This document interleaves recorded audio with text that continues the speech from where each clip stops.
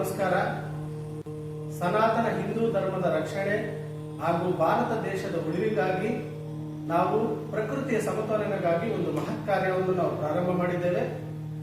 ಅದೇನಪ್ಪಾ ಅಂದ್ರೆ, ಜಗತ್ತಿನಾದ್ಯಂತ ಇರುವ ಎಲ್ಲಾ ನಮ್ಮ ಹಿಂದೂ ದೇವಾಲಯಗಳನ್ನು ತಂತ್ರಜ್ಞಾನದ ಮುಖೇನ ಒಂದುಗೂಡಿಸುವ ಪ್ರಯತ್ನವೇ ಈಗಾಗಲೇ ನಾವು ಮಾಡಿದ್ದೇವೆ. ಈ ಒಂದು ಕಾರ್ಯಕ್ಕೆ ಸಾಕಷ್ಟು ಕಡೆ ನಮ್ಮ ಸ್ನೇಹಿತರು, ಹಿತೈಷಿಗಳು ಎಲ್ಲರ ಕಡೆಯಿಂದ ನಮಗೆ ಉತ್ತಮ ಪ್ರತಿಕ್ರಿಯೆ ಸಿಕ್ಕಿದೆ. ಈ ನಿಟ್ಟಿನಲ್ಲಿ ವಜ್ರಕ್ಷೇತ್ರ ದೇವಸ್ಥಾನಕ್ಕೆ ಸಂಬಂಧಪಟ್ಟ ಪ್ರಧಾನ ಅರ್ಚಕರಾದಂತಹ ನಮ್ಮ ಡಾಕ್ಟರ್ ವಾದರಾಜ್ ಆಚಾರ್ಯ ಗುರುಗಳು ಸಂಪೂರ್ಣ ಸಹಕಾರ ಮಾಡಿದ್ದಾರೆ. ಇನ್ನ ಇದರ ಬಗ್ಗೆ ಸಂಪೂರ್ಣ ಮಾಹಿತಿಯನ್ನು ಅವರು ನೀಡ್ತಾರೆ. ಧನ್ಯವಾದ. ಎಲ್ಲರಿಗೂ ನಮಸ್ಕಾರ. ನಮ್ಮ ಭಾರತ ಖಂಡದಲ್ಲಿ ಇರತಕ್ಕಂತಹ ಸ್ವದೇಶಿ ಹಾಗೂ ವಿದೇಶಿಯಲ್ಲಿರತಕ್ಕಂತಹ ಎಲ್ಲ ದೇವಾಲಯಗಳ ವಿಷಯಗಳನ್ನು ಸವಿಸ್ತಾರವಾಗಿ ತಿಳಿಸುವ ಒಂದು ಪ್ರಯತ್ನವೇ ಈ ಮಂದಿರ್ ಚಲೋ ಕಾರ್ಯಕ್ರಮ. ಇದರ ಮುಖಾಂತರವಾಗಿ ಅನೇಕ ಜನರು ಇದರ ಮಾಹಿತಿಯನ್ನು ಪಡೆಯೋದಕ್ಕೋಸ್ಕರವಾಗಿ ಇವತ್ತಿನ ದಿನಮಾನಗಳ ರೀತಿಯಲ್ಲಿ ಡಿಜಿಟಲ್ ಅಥವಾ ಅನೇಕ ಮಾಧ್ಯಮಗಳ ಮುಖಾಂತರವಾಗಿ ಇದನ್ನು ನೀಡುವ ಪ್ರಯತ್ನವನ್ನು ನಾಗೇಶ್ ಮತ್ತು ಅವರ ಕುಟುಂಬದವರೆಲ್ಲರೂ ಕೂಡ ಮಾಡ್ತಾ ಇದ್ದಾರೆ. ಇವರು ಈಗಾಗಲೇ ನಮಗೆ ಅತ್ಯಂತ ಹಳೆಯ ಪರಿಚಯ. ದೇವಸ್ಥಾನದ ಒಂದು ಆಧ್ಯಾತ್ಮಿಕ ದೃಷ್ಟಿಯಿಂದ ಮತ್ತು ಇವತ್ತಿನ ದಿನಮಾನಗಳಲ್ಲಿ ಇರತಕ್ಕಂತಹ ಅನೇಕ ಜನರು ದೇವಾಲಯಗಳ ಬಗ್ಗೆ ಮಾಹಿತಿ ಇಲ್ಲದೆ ಕೆಲವು ಕ್ಷೇತ್ರಗಳ ಸಂದರ್ಶನವನ್ನು ತಪ್ಪಿಸ್ಕೊಳ್ತಾ ಇದ್ದಾರೆ. ತುಂಬ ಹತ್ರ ಹೋಗಿ ಅಲ್ಲಿ ಇನ್ನ ಕೆಲವೇ ಸ್ವಲ್ಪ ದೂರ ಕ್ರಮಿಸಿದರೆ ಸಿಗುವಂತಹ ದೇವಾಲಯಗಳಲ್ಲಿ ನೋಡೋದನ್ನು ಅವರಿಗೆ ಆಗ್ತಾ ಇಲ್ಲ. ಯಾಕೆಂದ್ರೆ ಅದಕ್ಕೆ ಮಾಹಿತಿ ಇಲ್ಲದೆ ಇರುವ ಕಾರಣದಿಂದ. ಹಾಗಾಗಿ ಅಂತ ಮಾಹಿತಿಯನ್ನ ಒದಗಿಸುವ ಸಲುವಾಗಿ ಈ ಕಾರ್ಯಕ್ರಮವನ್ನು ಹಮ್ಮಿಕೊಂಡಿದ್ದೇವೆ. ಇದರ ಜೊತೆಗೆ ಬೆಂಗಳೂರಿನ ವಜ್ರಕ್ಷೇತ್ರ ಅಂತಕ್ಕಂತಹ ದೇವಾಲಯ ಇದು ನರಸಿಂಹದೇವರ ದೇವಸ್ಥಾನ. ಇಲ್ಲಿ 3 ನರಸಿಂಹದೇವರಿದೆ. ವಜ್ರಕ್ಷೇತ್ರ ಅಂತ ಹೇಳಿ ಕರೀತಾರೆ. ಅಭಯಲಕ್ಷ್ಮೀ ನರಸಿಂಹ, ನರಸಿಂಹಸ್ತಂಭ ಹಾಗೂ ಅಶ್ವತ್ಥ ಕುಬೇರ ಲಕ್ಷ್ಮೀ ನರಸಿಂಹ. 3 ನರಸಿಂಹದೇವರು ಒಂದೇ ಕಡೆ ಇದ್ದು ಇದನ್ನು ವಜ್ರಕ್ಷೇತ್ರ ಅಂತ ಕರೀತಾ ಇದ್ದಾರೆ. ಇಲ್ಲಿ ಪ್ರತಿ ದಿವಸವೂ ಕೂಡ ವಿಶೇಷವಾಗಿರ್ತಕ್ಕಂತಹ ಕಾರ್ಯಕ್ರಮವನ್ನು ಹಮ್ಮಿಕೊಳ್ತಾ ಇದ್ದೇವೆ. ಹಾಗಾಗಿ ಈಗಾಗಲೇ 15-20 ವರ್ಷಗಳಿಂದ ಸತತ ಪರಿಶ್ರಮದಿಂದ ಈ ಒಂದು ಉತ್ತಮ ಕಾರ್ಯವನ್ನ ನಾಗೇಶ್ ಅವರು ಮಾಡ್ತಾ ಇದ್ದಾರೆ. ಹಾಗಾಗಿ ಒಂದು ಧಾರ್ಮಿಕವಾಗಿರ್ತಕ್ಕಂತಹ ಒಂದು ಅಭಿವೃದ್ಧಿಗೆ ಮತ್ತು ಕ್ಷೇತ್ರ ದರ್ಶನ, ತೀರ್ಥ ಸ್ನಾನಾದಿಗಳು, ಅದರ ಜೊತೆಗೆ ವಿಶೇಷ ಸಂದರ್ಶನಗಳು, ಹಾಗೆ ಎಲ್ಲರೂ ಸೇರಿ ಮಾಡತಕ್ಕಂತಹ ಈ ಆಧ್ಯಾತ್ಮಿಕ ಕಾರ್ಯಕ್ರಮಕ್ಕೆ ತಾವುಗಳೆಲ್ಲ ಒಟ್ಟುಗೂಡಿ ಭಾಗವಹಿಸಬೇಕು ಅಂತ ಹೇಳಿ ಈ ಮೂಲಕವಾಗಿ ನಾವು ಇದನ್ನ ಕೇಳ್ತಾ ಇದ್ದೇವೆ. ಮುಂದೆ ಬರ್ತಕ್ಕಂತಹ ಪ್ರಚಲಿತ ವಿದ್ಯಮಾನಗಳಲ್ಲಿ ಮುಂದೆ ಬರ್ತಕ್ಕಂತಹ ದೇವಾಲಯಗಳ ಪರಿಸ್ಥಿತಿ ಮತ್ತು ಅದರಲ್ಲಿ ಇರತಕ್ಕಂತಹ ಸೇವಾ ವಿವರಾದಿಗಳು ಮತ್ತು ಯಾವ ರೀತಿ ದರ್ಶನ, ಯಾವ ರೀತಿ ಸೇವೆ ಮಾಡಬೇಕು ಅನ್ನೋ ವಿಷಯಗಳನ್ನ ಇದೇ ಮಾಧ್ಯಮದ ಮುಖಾಂತರವಾಗಿ ನಾಗೇಶ್ ಅವರ ಸಹಗೂಡಿ ಬೇರೆ ಯಾವರಾದರೂ ಕಂಪನಿಗಳಿಂದ ಸಹಗೂಡಿ ನಿಮಗೆ ಏನು ಮಾಹಿತಿಗಳನ್ನು ಬರುತ್ತೋ ಅದನ್ನ ದಯಮಾಡಿ ನೀವು ಆಚರಿಸಬೇಕು ಅಂತ ಹೇಳಿ ಈ ರೀತಿಯಾಗಿ ಕೇಳ್ತಾ ಇದ್ವಿ. ಇದು ಎಲ್ಲ ಸಾರ್ವಜನಿಕರಿಗೂ ಕೂಡ, ಅಂದ್ರೆ ಆಧ್ಯಾತ್ಮಿಕ ಭಕ್ತಿ ಉಳ್ಳಂತಹ ಎಲ್ಲ ಸಾರ್ವಜನಿಕ ಭಕ್ತಾದಿಗಳಿಗೂ ಕೂಡ ಇದು ಅನುಕೂಲ ಆಗುವ ರೀತಿಯಲ್ಲಿ ಇದನ್ನ ಆಚರಣೆಗೆ ತರ್ತಾ ಇದ್ದೇವೆ.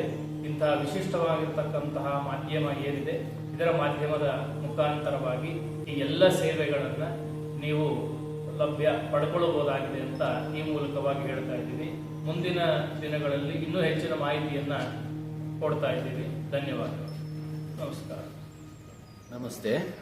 ನಾನು ಎಂ ಮುರಳೀಧರ್ ಅಂತ ವಕೀಲ ವೃತ್ತಿಯಲ್ಲಿ ಕಾರ್ಯನಿರ್ವಹಿಸ್ತಾ ಇದ್ದು ಬೆಂಗಳೂರು ನಿವಾಸಿಯಾಗಿದ್ದು, ಈ ಒಂದು ಚಲೋ ಮಂದಿರ್ ಕಾರ್ಯಕ್ರಮ ಏನು ನಾಗೇಶ್ ಅವರು ಒಂದು ಡಿಜಿಟಲೈಸೇಷನ್ ಮೂಲಕ ಕಟ್ಟಕಡೆ ದೇವಸ್ಥಾನಗಳು ಯಾವುದಿದೆಯೋ, ಕೆಲವು ದೇವಸ್ಥಾನಗಳು ಈಗಲೂ ಕೆಲವರಿಗೂ ಪುರಾತನ ದೇವಸ್ಥಾನಗಳು ಪರಿಚಯ ಇಲ್ದಿರೋದನ್ನ ದೇವಸ್ಥಾನಗಳನ್ನು ಮತ್ತು ಪರಿಚಯ ಇರತಕ್ಕಂಥ ದೇವಸ್ಥಾನದ ಮಟ್ಟಿಗೆ ಎಲ್ಲ ಒಟ್ಟುಗೂಡಿಸಿ ಎಲ್ಲರಿಗೂ ಈ ಒಂದು ತಂತ್ರಜ್ಞಾನದ ಮೂಲಕ ಪರಿಚಯಿಸಿ ಅದರ ಪುರಾಣ ಪುಣ್ಯ ಕಥೆಗಳನ್ನು ಪ್ರತಿಯೊಬ್ಬರಿಗೂ ತಿಳಿಸುವ ಒಂದು ನಿಟ್ಟಿನಲ್ಲಿ ಆ ಉದ್ದೇಶದಿಂದ ಜನಗಳ ಕಟ್ಟಕಡೆ ಜನಗಳಿಗೂ ತಲುಪುವಂಥ ಒಂದು ನಿಟ್ಟಿನಲ್ಲಿ ಈ ಡಿಜಿಟಲೈಸೇಷನ್ ಮೂಲಕ ದೇವಸ್ಥಾನಗಳನ್ನು ಒಟ್ಟುಗೂಡಿಸುವ ಒಂದು ಉದ್ದೇಶದಿಂದ ಈ ಒಂದು ಚಲೋ ಮಂದಿರ ಅನ್ನೋ ಒಂದು ಪ್ರಾಜೆಕ್ಟನ್ನು ಶುರು ಮಾಡಿದ್ದಾರೆ.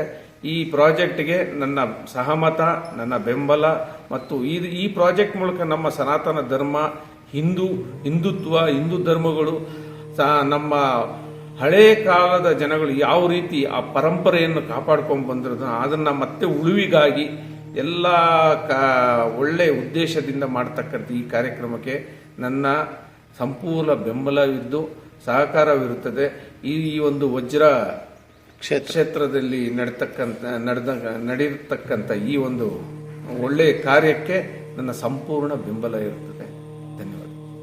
ನಮಸ್ಕಾರ. ನನ್ನ ಹೆಸರು ಬಗ್ಗೂರು ನಾಗರಾಜ್ ಗೌಡ, ಸಿಂಗಾಪುರ್.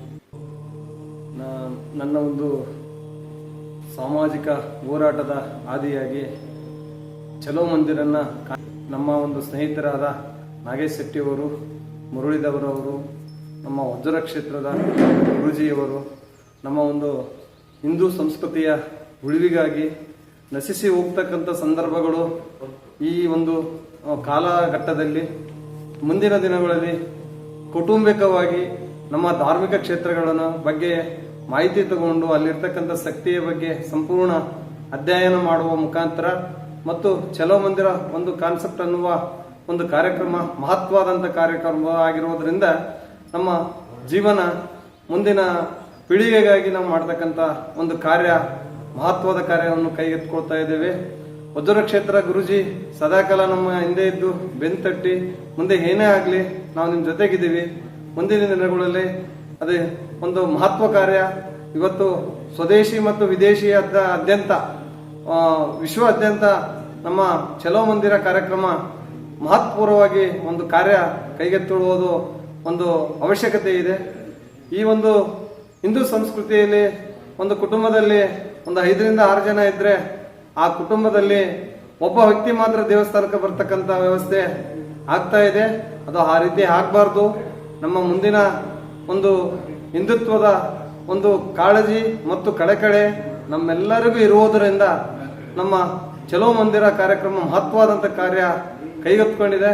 ಮುಂದಿನ ದಿನಮಾನಗಳಲ್ಲಿ ಸಂಘ ಸಂಸ್ಥೆಗಳು ಮತ್ತು ಪ್ರೈವೇಟ್ ಕಂಪನಿಗಳು ಮತ್ತು ಇನ್ನಿತರೆ ಸರ್ಕಾರದ ಸಹಾಯದೊಂದಿಗೆ ನಮ್ಮ ಒಂದು ಕಾರ್ಯ ನಿರಂತರವಾಗಿ ನಮ್ಮ ಮುಂದುವರಿಸೋದಕ್ಕೆ ನಮ್ಮ ಒಂದು 20 ವರ್ಷದ ಸಾಮಾಜಿಕ ಅನುಭವ ನಾವು ಇದರಲ್ಲೂ ಒಂದು ಶೇರ್ ಮಾಡ್ತಕ್ಕಂಥ ಒಂದು ಮಹತ್ವಕಾರಿಯಾಗಿರೋದ್ರಿಂದ ನನ್ನ ಜೀವನ ಇದಕ್ಕಾಗಿ ಮುಡುಪಾಗಿಡುವುದಕ್ಕೆ ನನ್ನ ಒಂದು ಕಟಿಬದ್ಧನಾಗಿರುತ್ತೇನೆ ಎಂದು ಈ ಮುಖಾಂತರ ನಾನು ತಿಳಿಸಲು ಇಚ್ಛಿಸಿರುತ್ತೇನೆ.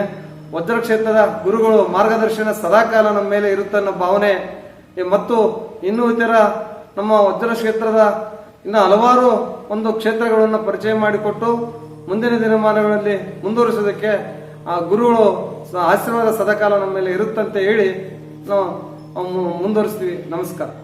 ಈಗಾಗಲೇ ನಾವು ಚಿಕ್ಕ ವಯಸ್ಸಿನಿಂದಲೂ ನಮ್ಮ ತಂದೆ ತಾಯಂದಿರ ಜೊತೆಯಲ್ಲಿ ಸಾಕಷ್ಟು ದೇವಸ್ಥಾನಗಳು ನಾರ್ತ್ ಇಂಡಿಯಾ ಆಗಲಿ, ಸೌತ್ ಇಂಡಿಯಾ ಆಗಲಿ, ರಾಮೇಶ್ವರಮಿಂದ ಹಿಡಿದು ಕನ್ಯಾಕುಮಾರಿಯಿಂದ ಹಿಡಿದು ಕಾಶ್ಮೀರ್ವರೆಗೂ ನಮ್ಮ ದೇವಾಲಯಗಳು ಸಾಕಷ್ಟು ಇರೋದ್ರಿಂದ ನಾವು ಅವ್ರ ಜೊತೆಯಲ್ಲಿ ಕೆಲವು ಸಲ ನಾವು ಕೂಡ ಸಂಸಾರ ಸಮೇತ ಸ್ನೇಹಿತರ ಜೊತೆಯಲ್ಲಿ ಅನೇಕ ದೇವಸ್ಥಾನಗಳಿಗೆ ಭೇಟಿ ಕೊಟ್ಟಾಗ ಇನ್ನೂ ಅಕ್ಕಪಕ್ಕ ಇನ್ನೂ ಪುರಾತನ ಕಾಲದ ದೇವಸ್ಥಾನಗಳು ಇದೆಯೋ ಅನ್ನೋ ಮಾಹಿತಿ ನಮಗೆ ಸಿಗದೇ ಇರೋ ಕಾರಣ ಇನ್ನೂ ನೋಡ್ಬೇಕಾಗಿತ್ತಪ್ಪ, ತಿಳ್ಕೊಬೇಕಾಗಿತ್ತು, ಹೋಗ್ಬೇಕಾಗಿತ್ತು ಅಂತ ಪ್ರಾಚೀನ ಪುರಾತನ ಪ್ರಸಿದ್ಧವಾದ ದೇವಸ್ಥಾನಗಳು ನಾವು ನೋಡೋಕ್ಕಾಗಿಲ್ವಲ್ಲ, ಅಷ್ಟು ಹತ್ರ ಹೋದ್ರು ಕೂಡ ಅಂತ ಆ ಒಂದು ಕೊರಗು ನಮ್ಮಲ್ಲಿ ಬಹಳ ಇತ್ತು.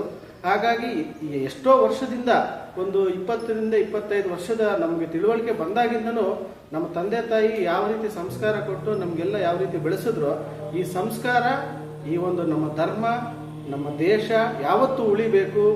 ಹಾಗಾಗಿ ನಾವೊಂದು ಸಂಕಲ್ಪ ಮಾಡಿದ್ವಿ, ಏನೇನು ನಾವು ಎಲ್ಲೆಲ್ಲಿ ನಾವು ಕಳ್ಕೊಂಡಿದೀವೋ ಅದೆಲ್ಲವನ್ನೂ ನಾವು ಶೇಖರಿಸಿ ಜನರಿಗೆ, ಪ್ರತ್ಯೇಕವಾಗಿ ಆಧ್ಯಾತ್ಮಿಕ ಭಕ್ತರಿಗೆ, ಸಾರ್ವಜನಿಕರಿಗೆ ಅತ್ಯಂತ ಸರಳವಾಗಿ ಅನುಕೂಲ ಆಗೋ ರೀತಿಯಲ್ಲಿ ಒಂದು ತಂತ್ರಜ್ಞಾನ ನಾವು ರೂಪಿಸಿ ಎಲ್ಲರಿಗೂ ಸರಳವಾಗಿ ಎಲ್ಲೆಲ್ಲಿ ಮಾಹಿತಿ ಯಾರ್ಯಾರಿಗೆ ಗೊತ್ತಿದೆಯೋ ಎಲ್ಲವೂ ಶೇಖರಣೆ ಮಾಡಿ ಅದು ಒಂದು ತಂತ್ರಜ್ಞಾನದ ಮುಖೇನ ಇವತ್ತಿನ ದಿನ ಆಧುನಿಕ ತಂತ್ರಜ್ಞಾನ ಎಲ್ಲರಿಗೂ ಗೊತ್ತಿದೆ. ಆದರೆ ಆ ತಂತ್ರಜ್ಞಾನ ಸದ್ಬಳಕೆ ಯಾವ ರೀತಿ ಮಾಡ್ತಾ ಇದ್ದಾರೋ ನಮ್ಮ ಧಾರ್ಮಿಕ ವಿಧಿವಿಧಾನಗಳು, ಆಚಾರಗಳು, ನಿಯಮಗಳು, ದೇವಸ್ಥಾನದ ವೈಶಿಷ್ಟ್ಯತೆಗಳನ್ನು ಕೂಡ ನಾವು ಪರಿಚಯಿಸ್ಬಿಟ್ರೆ ಆಟೋಮೆಟಿಕ್ ಆಗಿ ನಮ್ಮ ಧರ್ಮ ಉಳಿಯುತ್ತೆ, ದೇಶ ಉಳಿಯುತ್ತೆ ಅನ್ನೋ ಒಂದು ನಿಟ್ಟಿನಲ್ಲಿ ಸಂಕಲ್ಪ ಮಾಡಿ ಈ ಕಾರ್ಯಕ್ಕೆ ನಾವು ಮುಂದಾಗಿದ್ದೇವೆ.